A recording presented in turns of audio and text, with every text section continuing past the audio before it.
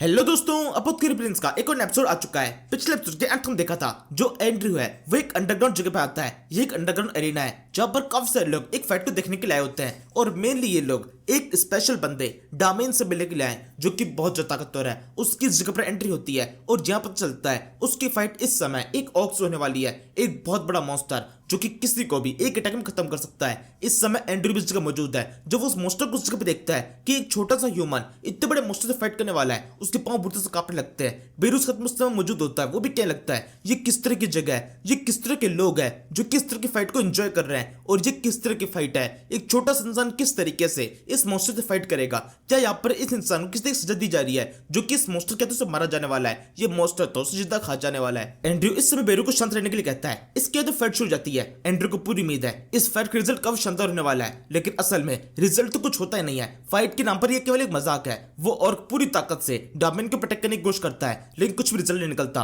उसकी स्पीड काफी स्लो है। वैसे तो काफी फास्ट है एक नॉर्मल इंसान के हिसाब से, लेकिन डामिन की रफ्तार एक अलग ही लेवल पर है। वो हर एक अटैक को बड़ी से डॉच कर सकता है। उसकी एजिलिटी बहुत ज्यादा अच्छी है। वो जरा सा मूव करता है और अटैक को डॉच कर लेता है। उसको ये देखकर सबके सब चौंके हुए होते हैं और फिर एकदम से डामिन का अटैक होता है और इस अटैक से और खुद को बचा नहीं पाता। वो केवल अपनी स्वॉर्ड निकालता है और एक ही झटके में और के दो टुकड़े कर देता है और मर चुका है। उसने इस फाइट को जीत लिया। और अब इसके बाद में कुछ सेकंड खामोश हो जाती है और फिर तभी एकदम से सब लोग चिल्लाना शुरू कर देते हैं। डोमेन के नाम के नारे उस जगह पे लगाना शुरू कर दिए गए। इस समय बेरू वो बुढ़ते से कांप रहा होता है। ये किस तरह की फाइट थी। एक ह्यूमन ने इतनी आसानी से एक इतने बड़े और को फाइट में हरा दिया। ये कैसे पॉसिबल हो सकता है। ये सोच सोच के उसकी पूरी बॉडी कांप रही होती है। एंड्रयू का भी सेम ऐसे हाल है, लेकिन उसके लिए फाइट बिल्कुल भी अनएक्सपेक्टेड नहीं थी। उसको पता था इस फाइट का रिजल्ट क्या निकलने वाला है। डोमेन बड़ी आसानी से फाइट में जीत जाएगा, लेकिन इतनी आसानी से ये उसको उम्मीद नहीं थी। यहाँ पर असल में जो डोमेन नाम का बंदा है ये इस चीज का मेन कैरेक्टर है, मेन प्रोटैगनिस्ट, और इसकी तुलना पूरी जेवियर से की जाती है। जेवियर जो कि एक टाइम पे एग्जिस्ट करता था, एक बहुत ही ताकतवर फाइटर जिसकी स्वॉर्ड के आगे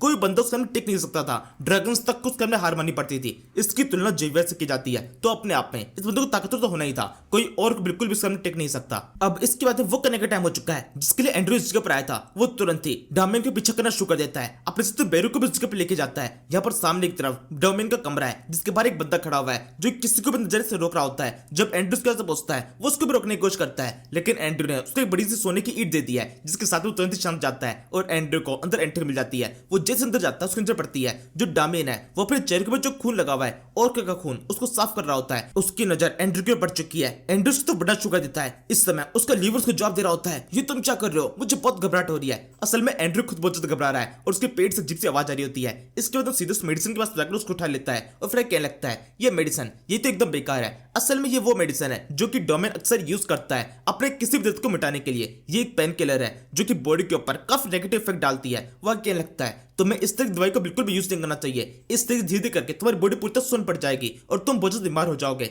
इस पे वो बंदा कहता है तुम हो कौन और तुम यहाँ पर आए कैसे, तुम परमिशन कैसे मिली। एंड्रयू फ्लेयर के लिए इस बात को टाल देता है और ये बताता है कि वो इंसान है जिसकी यहाँ पर इस जगह सबसे ज्यादा जरूरत है। तुम्हें क्या लगता है मैं कौन हूँ। डोमेन कहता है मुझे लगता है तुम कोई डॉक्टर हो और मेडिसिन के बारे में काफी कुछ जानते हो, कुछ बकवास मुझसे यहाँ पर करने के लिए आए हो, लेकिन मुझे तुमसे कोई भी ज्ञान नहीं चाहिए। एंड्रयू कहता है बिल्कुल तुम ठीक कह रहे हो, तुम्हें मुझसे किसी भी ज्ञान की आवश्यकता नहीं है, लेकिन असल में तुम्हारे शरीर को मेरे से ज्ञान की आवश्यकता है जो कि तुम्हें मिलना चाहिए, वरना तुम्हारा शरीर बहुत ज्यादा कमजोर पड़ जाएगा। एंड्रयू की सारी बातें डोमेन के ऊपर से जारी होती है, लेकिन डोमेन को बहुत ज्यादा फ्रस्ट्रेट भी कर रही होती है। वो अपनी तलवार को बांध कर लगता है एंड्रयू को प्रोटेक्ट करने के लिए, लेकिन एंड्रयू बिल्कुल शांत नहीं होता। वो पूर्ति ज्ञान देने के मूड में है। वो सब कुछ एक्सप्लेन करने लगता है कि किस तरह से पेन किलर दिमाग के ऊपर से डालती है। असल में जिस जगह पर दर्द हो रहा है पेन किलर उस जगह पर अटैक नहीं करती, उस दर्द को ठीक करने की कोशिश नहीं करती, बस दिमाग को बता देती है कि उस जगह पर दर्द नहीं हो रहा है। असल में उस जगह पर दर्द हो रहा होता है, लेकिन दिमाग को एहसास हो चुका है कि दर्द नहीं हो रहा। डोमेन को अभी भी इन सारी बातों के अंदर बिल्कुल भी इंटरेस्ट नहीं है, क्योंकि उसके हिसाब से यहाँ पर जो कुछ बातें की जा रही है ये एकदम बकवास है, बिना सर पैर की बातें। वो बस एंड्रयू को वहां जाने के लिए कहता है, लेकिन एंड्रयू बिल्कुल मानने को तैयार नहीं है। ऑब्वियसली वो एक डॉक्टर है और उससे बिल्कुल उसी की फील्ड की बात की जा रही है। उसको अपने बारे में सब कुछ बताना है, तो बिल्कुल भी शांत होने वाला नहीं है। उसके पास बहुत सारी नॉलेज है और वो सब के सब लगातार डोमेन को बताता रहता है और डोमेन की दिमाग एक ही बात चल रही होती है, ये बंदा बहुत ज्यादा बोलता है, क्या मुझे अभी के अभी इसकी गर्दन काट देनी चाहिए। हाँ बिल्कुल ये एकदम सही रहेगा,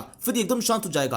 और फिर सच में ये भी सोच रहा होता है लेकिन ये बंदा अंदर आया कैसे, मुझे एक बार इसकी पूरी बात सुननी चाहिए, यहाँ पर आया किस लिए, शायद से ये मेरी फायदे की बात कर रहा है। और यही सोचकर डोमेन कुछ और देर तक एंड्रयू को उस जगह पर झेलने के लिए तैयार हो जाता है और फिर एकदम उसको रोककर उससे पूछने लगता है तुम हो कौन, अपने बारे में सब कुछ बताओ। एंड्रयू पूरा रिवील करता है कि असल में वो एक क्राउन प्रिंस है और उसका पूरा नाम है लचिल एंड्रयू मैग्नाटो। ये सुनकर डोमेन को बिल्कुल अच्छा नहीं लगता कि एक प्रिंस इस जगह पर आया है, ये तो एकदम नामुमकिन है, मतलब ये बंदा पूरा झूठ बोल रहा है। वो तुरंत अपनी तलवार निकालकर प्रिंस को प्रोटेक्ट करने की कोशिश करता है। तभी एंड्रू किस तरह उसको शांत करता है और झूठ बोलने लगता है कि वो मजाक कर रहा था। असल में उसको इस जगह पर काजमेन नाम के एक बंदे ने भेजा है और ये काजमेन असल में बहुत ज्यादा इंपॉर्टेंट पर्सन है। एक नए कैरेक्टर की एंट्री होती है।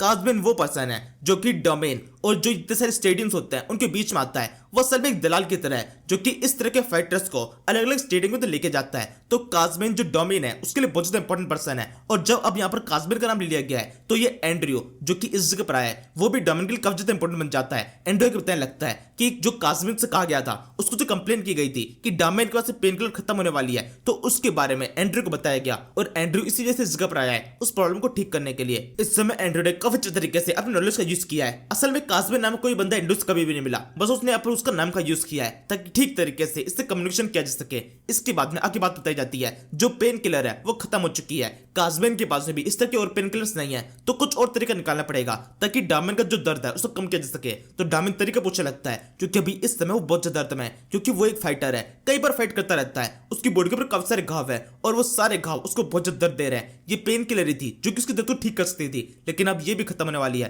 तो उसको कुछ करना तो पड़ेगा ही। इसके बाद में एंड्रयू उसको अपने कपड़े उतार कर एक बेड पर लेट जाने के लिए कहता है अपने सॉल्यूशन को दिखाने के लिए और इसके साथ में उसको भरोसा दिलाने के लिए ये बताता है कि अभी इस समय वो उसके कोर के ऊपर काम करने वाला है। मतलब जितनी बीमारी उसको हुई है, जितनी चोटें लगी हुई है उनके कोर के ऊपर अब भी यहाँ पर दर्द को गायब करने की कोशिश नहीं की जाएगी बल्कि जो भी चोटें हैं उनको गायब किया जाएगा। वो जब कपड़े उतार के लेटता है तो पीठ के ऊपर काफी सारे घाव दिखाई देते हैं, बहुत सारे कट है जो कि उसकी बॉडी के ऊपर हुआ है। पिछले सारे फाइट के निशान उसकी बॉडी पर दिखाई दे रहे होते हैं और साथ में एक टैटू भी उस जगह बना हुआ है, एक बड़ी सी स्वॉर्ड उस जगह पर है। अजीब सा टैटू है जो कि शायद से एक फाइटर की बॉडी के ऊपर बनाया जाता है। इसके बाद में एंड्रयू कहता है कि तुम घबराए हुए हो। डोमेन बोलता है नहीं बिल्कुल भी नहीं, मैं किसी से नहीं घबरा सकता। मैं एक वॉरियर हूँ जिसने बहुत सारे लोगों को फाइट में हराया है, कईयों की बॉडी को उनके बीच से काट दिया है और इतनी बुरी तरीके से मारा है कि तुम सोच भी नहीं सकते। वो अपनी बड़ाई करना शुरू कर देता है। तभी एंड्रयू कहता है ठीक है मैं समझ गया, तुम काफी खतरनाक हो, चलो अब इस प्रोसेस को शुरू करते हैं। और अब इसके बाद अपने पास से किसी बड़े से पत्थर टाइप की चीज को बाहर निकालता है और उसको बड़े आराम से डोमेन की पीठ के ऊपर रख दिया है। यहाँ पर असल में मॉक्सी ब्लेशन नाम की टेक्निक का यूज किया जाने वाला है जो कि मेडिसिन की कोई टेक्निक है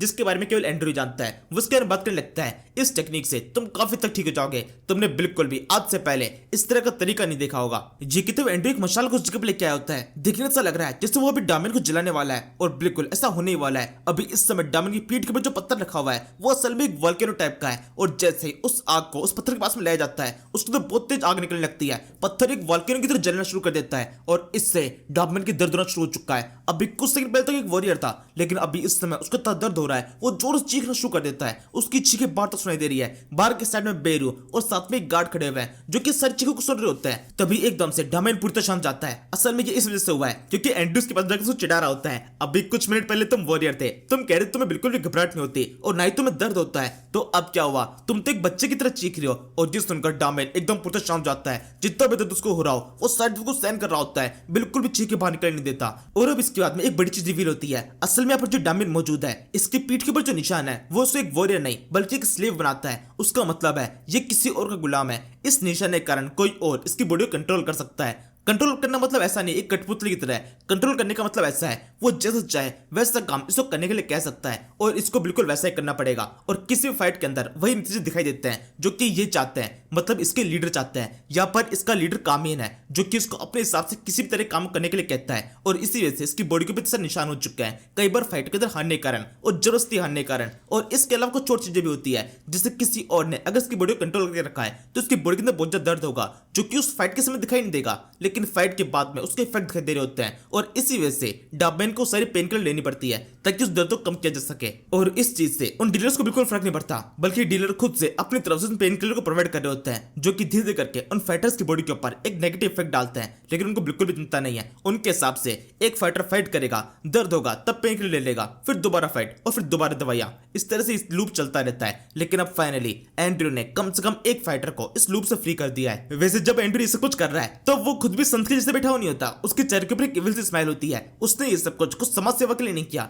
बल्कि उसका मेन उद्देश्य ये है किसी भी तरीके से डोमेन को अपनी टीम के अंदर लेके आना। असल में स्टोरी के हिसाब से कुछ ही टाइम के अंदर प्रिंस एंड्रयू मैग्नेटो की डेथ हो जाएगी, लेकिन अब एंड्रयू जिंदा रहने वाला है, तो वो चाहता है इस सीरीज का जो सबसे ज्यादा ताकतवर कैरेक्टर है वो उसके कंट्रोल में आ जाए। अगर डामियन किस तरीके से उसके कंट्रोल में आ जाता है, उसके ऑर्डर्स को मानता है, तो वो इस सीरीज का सबसे ज्यादा ताकतवर कैरेक्टर बन सकता है और कोई भी नहीं होगा जो कि उसके साथ पंगा कर सके। मतलब यहाँ पर एंड्रयू की सोच बिल्कुल भी ये नहीं है कि डामियन को फ्री किया जाए, बस उसकी सोच इतनी सी है कि किसी और कब्जे से छुड़ाकर उसको अपने कब्जे में ले लिया जाए। और इसके अलावा वो इस समय डामियन के बारे में नहीं बल्कि सारे ग्लेडिएटर के बारे में सोच रहा होता है। जितने भी सारे लोग हैं जो कि इस तरह के जंगलों में फंसे हुए हैं, उन सभी को छुड़ाकर अपने कब्जे में ले लिया जाए और उन सभी की मदद से एक बड़ी फौज बनाई जाए। इसके बाद जब ये प्रोसेस खत्म होती है, डामियन एकदम शांति से अपनी जगह पड़ा होता है। वो एकदम से उठ के बैठता है, उसकी पीठ के ऊपर एक बड़ा सा लाल निशान दिखाई दे रहा है और साथ में तलवार का निशान भी, जो कि एकदम लाइट सा हो चुका है। देखने से लग रहा है उसका जादू एकदम खत्म हो चुका है। अब जरूर से डामियन के ऊपर जितना भी इफेक्ट हो रखा था वो खत्म हो जाएगा। एंड्रयू कहता है तुम्हें कैसा फील हो रहा है? मुझे यकीन है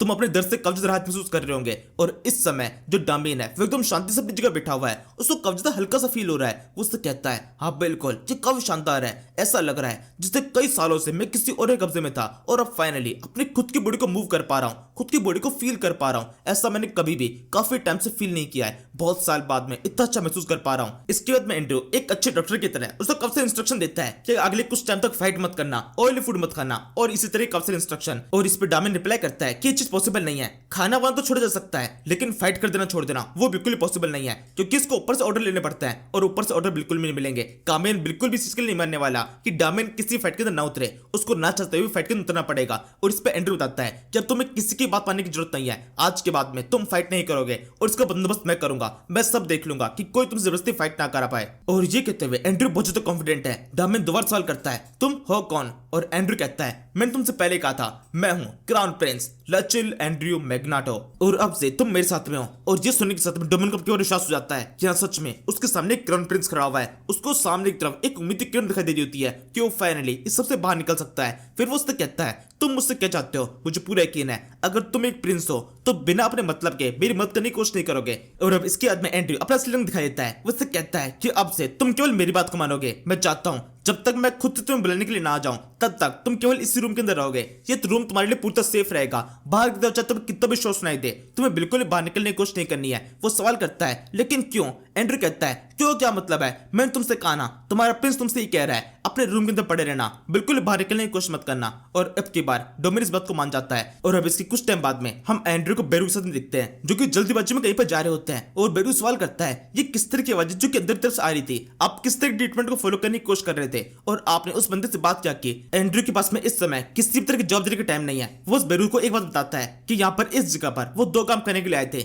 एक था डामियन, वो काम कंप्लीट हो चुका है और अब दूसरा काम है इनको एक और बंदे को इस जगह पे ढूंढना है। ये दूसरा बंदा देखने में काफी ज्यादा बड़ा है, उसकी एक लंबी सी चोटी है और आंखें एकदम प्लेन सी है। केवल इसी डिस्क्रिप्शन के साथ में ये उस बंदे को ढूंढने की कोशिश कर रहे होते हैं। अब ये ढूंढ पाएंगे या फिर नहीं वो तो अगले एपिसोड में पता चलेगा। फिलहाल के लिए इस एपिसोड को खत्म कर देते हैं। Thank you for watching. तू मेरा बेटी तुझे अपनी बीती तू है, समंदर सी दुनिया भावना में बह गया मैं।